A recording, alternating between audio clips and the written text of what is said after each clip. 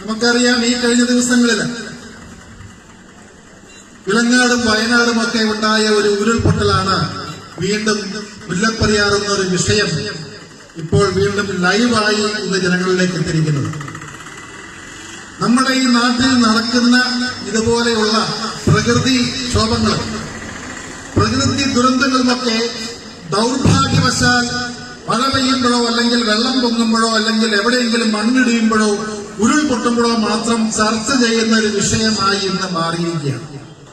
നമുക്കറിയാം, 2011 അന്നത്തെ കേരളത്തിന്റെ ജലവിഭവ വകുപ്പ് മന്ത്രിയായിരുന്ന അപ്പച്ചൻ ശ്രീ PJ ജോസഫ് അദ്ദേഹം ഒരു പത്രസമ്മേളനം നടത്തി മുല്ലപ്പെരിയാറിൽ വന്നിരിക്കുന്ന റിപ്പോർട്ടുകൾ, ഡൽഹിയിൽ നുറുക്കിയും IIT കൊടുത്തിരിക്കുന്ന റിപ്പോർട്ടുകൾ വായിച്ചതിന് ശേഷം എന്റെ ഉറക്കം നഷ്ടപ്പെടുന്നു എന്ന രീതിയിൽ അദ്ദേഹം നടത്തിയ ഒരു പത്രസമ്മേളനമാണ് സത്യം പറഞ്ഞാൽ ഈ മലയാളക്കരയിലെ ഓരോ മലയാളിയും മുല്ലപ്പെരിയാർ ഇത്ര ഭീകരമായ ഒരു വിഷയമാണെന്ന് തിരിച്ചറിഞ്ഞത് ആ ഒരു പത്രസമ്മേളനത്തിൽ കൂടി നമ്മളത് കണ്ടതാണ്.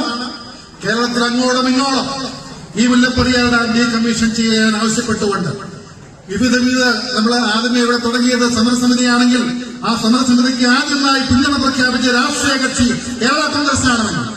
അന്ന് ബാക്കി എല്ലാ കക്ഷികളും, പല മതസംഘടനകളും, സ്കൂളുകളും ഉൾപ്പെടെ, വിദ്യാർത്ഥികൾ ഉൾപ്പെടെ എല്ലാവരും പൊതുനിരത്തിലിറങ്ങി അന്ന് മുല്ലപ്പെരിയാറിന് വേണ്ടി സമരാഹ്വാനം നടത്തിയ സമയത്തിന് ഇതൊരു വികാരതലത്തിലേക്ക് എത്തിപ്പോയി. തമിഴ്നാടിന് വലിയ വിഷയങ്ങളുണ്ടായി, അവിടെ മലയാളികൾക്കെതിരെ ആക്രമണങ്ങളുണ്ടായി, മലയാളികളുടെ സ്വത്തിനും ജീവനുമൊക്കെ വലിയ വില കൊടുക്കേണ്ടി വരും, അല്ലെങ്കിൽ അതിനൊക്കെ ഭീഷണി ഉണ്ടാകുമെന്ന തരത്തിൽ എത്തിയപ്പോൾ നമ്മൾ പതിയെ ആ സമര പരിപാടിയിൽ നിന്ന് പുറകോട്ട് പോകേണ്ട സ്ഥിതിയിലേക്ക് എത്തുകയാണുണ്ടായത്.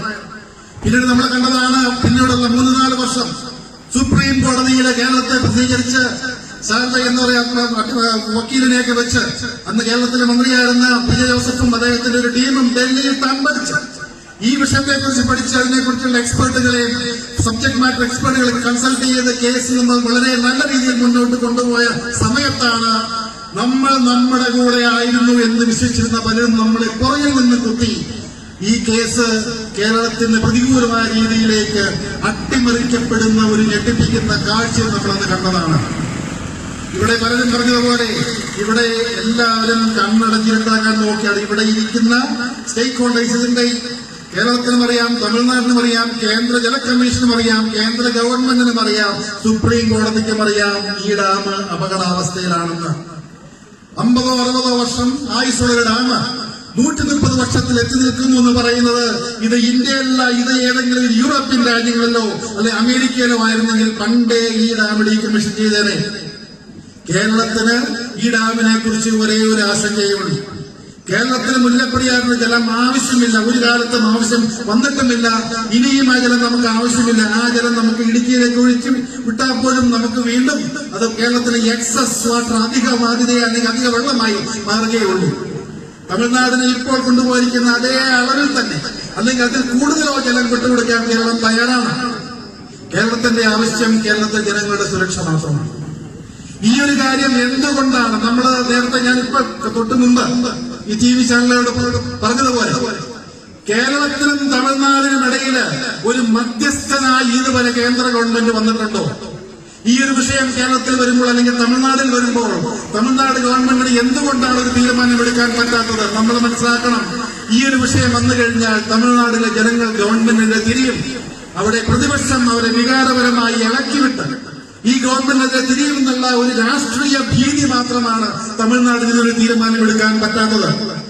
പണ്ട് 1979 മോർബി ഡാം ഗുജറാത്തിൽ തകർന്നപ്പോൾ 10,000-കണക്കിന് ആളുകളുടെ ജീവൻ അന്ന് നഷ്ടപ്പെട്ടപ്പോഴാണ് അന്ന് ഇന്ത്യയിൽ ആദ്യമേ കേന്ദ്ര ജല കമ്മീഷൻ ഇന്ത്യയിലെ ഡാമുകളെ കുറിച്ച് പഠനം നടത്തുകയും മുല്ലപ്പെരിയാർ ഡാമിന് ജലക്ഷയമുണ്ടെന്ന് കണ്ടുപിടിക്കുകയും ചെയ്തത്.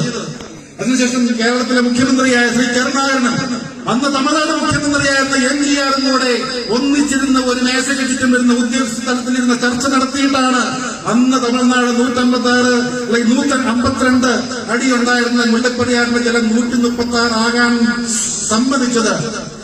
അങ്ങനെ സമ്മതിക്കുന്ന ഒരു ഗവൺമെന്റ് അവിടെ ഉണ്ടായിരുന്നു. കാരണം ഇവരെ അങ്ങോട്ടും മുമ്പോട്ടും ചർച്ച ചെയ്താണ് അന്ന് പരിഹാരമുണ്ടാക്കിയത്. അതിനെതിരെ തമിഴ്നാട്ടിൽ സമരങ്ങളൊക്കെ നടന്നിട്ടുണ്ടാക്കാറുണ്ട്. പക്ഷേ അന്ന് 2 സർക്കാരുകൾ ഒന്നിച്ചിരുന്ന് ചർച്ച ചെയ്തപ്പോൾ ആ പ്രശ്നം അവിടെ പരിഹരിക്കപ്പെട്ടെങ്കിൽ ഇന്ന് കേന്ദ്ര ഗവൺമെന്റ് മധ്യസ്ഥതയില് ഇന്ന് കേരളവും തമിഴ്നാടും ഒരു ചർച്ചയ്ക്കിരിക്കുകയാണെങ്കിൽ നമ്മളൊന്ന് ആലോചിച്ച് നോക്കുക. നിലവിലുള്ള ഡാം, ആ ഡാം അവിടെ നിർത്തിക്കൊണ്ട് തന്നെ അതിന്റെ ഒരു 100 മീറ്റർ മുന്നോട്ട് ഇറക്കി ഒരു ഡാം അവിടെ പണിതാലും ആ ഡാം പണി കഴിയുമ്പോൾ ഇപ്പൊ ഉള്ള ലെവൽ മാത്രമല്ല, അതിൽ കൂടുതൽ വെള്ളം താങ്ങി നിർത്താൻ കഴിയുന്ന ഒരു ഡാം കേരളം പണിതതിനു ശേഷം അതേ അളവിൽ തന്നെ വെള്ളം തമിഴ്നാട് കൊണ്ടുപോകേണ്ട ഒരു അവസ്ഥ ഉണ്ടാക്കിയതിനു ശേഷം പഴയ ഡാം ഡീകമ്മീഷൻ ചെയ്താൽ മതി എന്ന് പറഞ്ഞു കഴിഞ്ഞാൽ എന്തിനാണ് തമിഴ്നാട് ഇതിനെ എതിർക്കുന്നത്?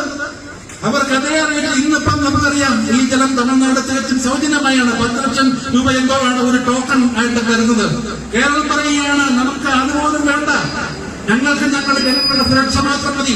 പുതിയൊരു ഡാം പണിയുക, ആ ഡാം പണിതതിന് ശേഷം മാത്രം പഴയ ഡാം ഡീകമ്മീഷൻ ചെയ്യുക, അതേപോലെ വെള്ളം നിർത്തുക. നിങ്ങൾ ഇപ്പൊ കൊണ്ടുപോകുന്ന രീതിയിൽ, ഇപ്പോൾ ഉപയോഗിക്കുന്ന രീതിയിൽ തന്നെ ആ ഡാം ഉപയോഗിക്കാൻ ഞങ്ങൾ തയ്യാറാണ് എന്ന് കേരളം പറയുകയും അതിന് മധ്യസ്ഥം നിന്ന് കേന്ദ്ര ഗവൺമെന്റ് സംസാരിക്കുകയും തമിഴ്നാട്ടിലെയും കേരളത്തിലെയും ജനങ്ങളെയും ഈ കാര്യത്തിൽ ബോധവാന്മാരിക്കുകയും ചെയ്തു കഴിഞ്ഞാൽ എന്തുകൊണ്ട് ഈ പ്രശ്നം പരിഹരിക്കപ്പെടില്ല നമ്മൾ ചിന്തിക്കേണ്ടിയിരിക്കുന്നു. ഇതിനെ നമ്മൾ വികാരപരമായിട്ടല്ല കാണേണ്ടത്. ഈ വിഷയത്തെ നമ്മൾ വിവേകത്തോടെയും കാണേണ്ട വിഷയമാണ്. ഈ നമുക്കറിയാം, കേരളവും തമിഴ്നാടും വളരെ സൗഹൃദത്തിൽ പോകുന്ന ഒരു സംസ്ഥാനമാണ്. തമിഴ്നാട്ടിൽ ഒരുപക്ഷെ തലപതി വിജയ് എന്നൊരു നടന് തമിഴ്നാട്ടിലുള്ളതിനേക്കാൾ കൂടുതൽ ഫാൻസ് കേരളത്തിലാണ് ഉള്ളത്.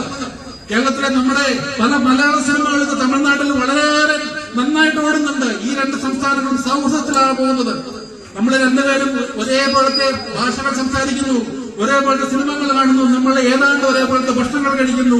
സൗഹൃദത്തിൽ പോകുന്ന ഈ സംസ്ഥാനത്തെ എന്തുകൊണ്ട് കേന്ദ്ര ഗവൺമെന്റ് ഇടപെട്ട് ഇതൊരു വിഷയം കാണാൻ നമുക്ക് സാധിക്കുന്നില്ല? നമുക്കറിയാം, പണ്ട് ഈ വിഷയം വന്നപ്പോൾ അന്ന് തെറ്റിദ്ധാരണകൾ പരത്തിയാണ് തമിഴ്നാട്ടിൽ നിന്ന് വിഷയങ്ങൾ ഉണ്ടാക്കിയതാണ് അന്നത്തെ പ്രതിപക്ഷം. അവർ പറഞ്ഞു, കേരളം പറയുന്നു തമിഴ്നാടിന് വെള്ളം കൊടുക്കുകയല്ല എന്നൊക്കെ പറഞ്ഞ് ഉള്ള തെറ്റിദ്ധാരണ, തെറ്റായ വിവരങ്ങള് അവിടുത്തെ പത്രങ്ങളിലും അവിടുത്തെ ദൃശ്യമാധ്യമങ്ങളിലും വന്നതുകൊണ്ടാണ് അന്നൊരു വികാരമായ തലത്തിലേക്ക് ആ വിഷയം മാറിപ്പോയത്. നമുക്ക് വികാരമല്ല ഇവിടെ വേണ്ടത്, ഇവിടെ വിവേകമാണ് എന്ന് മാത്രം ഞാൻ ഇവിടെ പറയാൻ ആഗ്രഹിക്കുകയാണ്. ഞാൻ നേരത്തെ പറഞ്ഞതുപോലെ കേന്ദ്ര സർക്കാർ വളരെ ഇതൊരു ക്രിയാത്മകമായ രീതിയിൽ ഇതൊരു ഇടപെടൽ നടത്തി കേരളത്തെയും കേരള സർക്കാരുടെയും തമിഴ്നാട് സർക്കാരുടെയും ഒന്നിച്ചിരുത്തി ഒരു തീരുമാനം എടുപ്പിച്ച് മുന്നോട്ട് പോകേണ്ട സമയം അതിക്രമിച്ചിരിക്കുകയാണ്. ഇവിടെ കഴിഞ്ഞ ദിവസം നമ്മുടെ എൻ ജെ ജേക്കബ് സാദ് പറഞ്ഞതുപോലെ ഈ ഇടുക്കിക്കാരനായ ഒരു മന്ത്രിയുണ്ട് ഇന്ന് നമ്മുടെ ക്യാബിനറ്റിൽ. കഴിഞ്ഞ ദിവസം അദ്ദേഹം ഇവിടെ ഒരു പ്രസ് കോൺഫറൻസിൽ, പത്രസമ്മേളനത്തിൽ ഒരു ചോദ്യത്തിന് അദ്ദേഹം പറഞ്ഞ ഉത്തരം വളരെ ഞെട്ടലോടുകൂടിയാണ് കേരള ജനത മുഴുവൻ കേട്ടിരുന്നത്. അദ്ദേഹത്തിനോട് ചോദിച്ചു, മുല്ലപ്പെരിയാർ ഡാം എന്തെങ്കിലും വിഷയം